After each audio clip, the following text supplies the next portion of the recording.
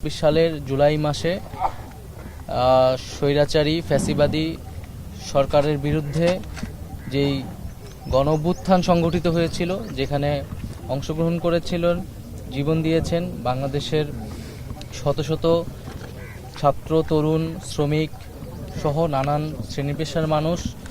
এখানে জীবন দিয়েছেন পাবলিক ইউনিভার্সিটির শিক্ষার্থীরা সহ প্রাইভেট বিশ্ববিদ্যালয়ের শিক্ষার্থী, মাদ্রাসার শিক্ষার্থী এবং ছাত্রদের পাশাপাশি শ্রমিকরা, কৃষকরা, রিকশাওয়ালারা এই আন্দোলনে অংশগ্রহণ করেছেন, আত্মত্যাগ করেছেন। আমরা সেই সকলের জুলাই গণঅভ্যুত্থানে যারা অংশগ্রহণ করেছেন, আত্মত্যাগ করেছেন, তাদের প্রতি গভীর শ্রদ্ধা নিবেদন করছি। আজকের এই দিনে আমরা তাদেরকে গভীরভাবে স্মরণ করছি এবং তাদের যে আত্মত্যাগ এবং যে আকাঙ্ক্ষা থেকে এই জুলাই গণঅভ্যুত্থানে আমরা সকলেই অংশগ্রহণ করেছিলাম, সেই আকাঙ্ক্ষাকে যাতে আমরা সঠিকভাবে ধারণ করতে পারি, সেই জায়গা থেকে আমরা আমাদের এনসিপি কার্যক্রম শুরু করছি। পাশাপাশি আমরা যারা এই জুলাই গণঅভ্যুত্থানে যারা আহত হয়েছেন তাদের প্রতিও আমরা, তাদের আত্মত্যাগের প্রতিও আমরা স্যালুট জানাই এবং তারা যাতে দ্রুত সুস্থ হয়ে উঠেন সেই কামনা করি। এবং আমরা জুলাই গণঅভ্যুত্থানে সংগঠিত গণহত্যা, যেটা পুরো পৃথিবী এখন সাক্ষী, যে শেখ হাসিনার সরকারের যে ফ্যাসিবাদী দমন পীড়ন যে জুলাই মাসে ছাত্র জনতার উপর নেমে এসেছিল, আমরা অবিলম্বে দ্রুত সময়ের মধ্যে তার বিচার কার্যক্রম দেখতে চাই, দৃশ্যমান আমরা বিচার চাই।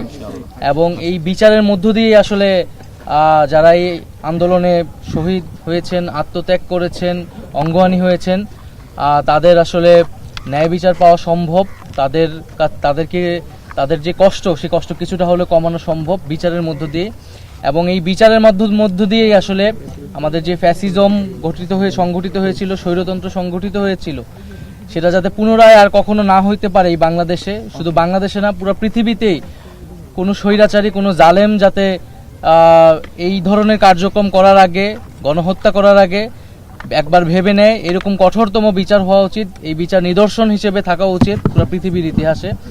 আমরা সরকারের কাছে সেটাই দাবি জানাই যে দ্রুত সময়ের মধ্যে এই বিচার কার্যক্রম যাতে দৃশ্যমান হয়। নাহিদ ভাই, আচ্ছা, একটি পক্ষ বলছে যে আপনারা ৭১কে একটু কম গুরুত্ব দিয়ে ২৪কে বেশি গুরুত্ব দিচ্ছেন, তাদের উদ্দেশ্যে আপনি কি বলবেন? আমরা বলতেছি যে আমাদের এই ভূখণ্ডের যেই লড়াইয়ের ইতিহাস রয়েছে,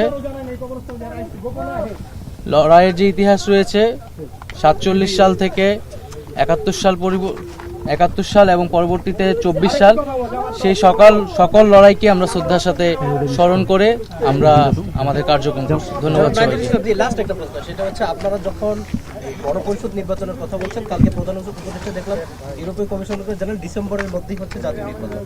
ডিসেম্বর খুব কাছাকাছি চলে আসছে, সেই জায়গায় জাতীয় নির্বাচনের আগে গণপরিষদ নির্বাচন সম্ভব কিনা? যদি জাতীয় নির্বাচন হয়ে যায়, সেই ক্ষেত্রে আপনাদের অবস্থান কি হবে? আমরা বর্তমান পরিস্থিতিতে আমরা আমাদের যেই এনসিপির যেই প্রস্তাবনা সেটা হাজির করেছি, কারণ আমরা মনে করি যে গণপরিষদ নির্বাচনের মাধ্যমে নতুন একটি সংবিধান, একটি প্রকৃত গণতন্ত্রে উত্তরণ হইতে আমাদের সহায়তা করবে। সেই জায়গায় আমাদের দাবি তো আমরা বলেছি যে সামনের যে জাতীয় নির্বাচন সেটি গণপরিষদ নির্বাচন এবং একই সাথে সংসদ নির্বাচন আকারে করা যেতে পারে, সেই দাবিটাই আমরা জানাচ্ছি। এবং এইটার ফলেই কেবলমাত্র আমাদের যেই পুরনো শাসন কাঠামো এবং সংবিধান সেটি পরিবর্তন করে আমরা নতুন বাংলাদেশ বিনির্মাণ করতে পারি। ধন্যবাদ।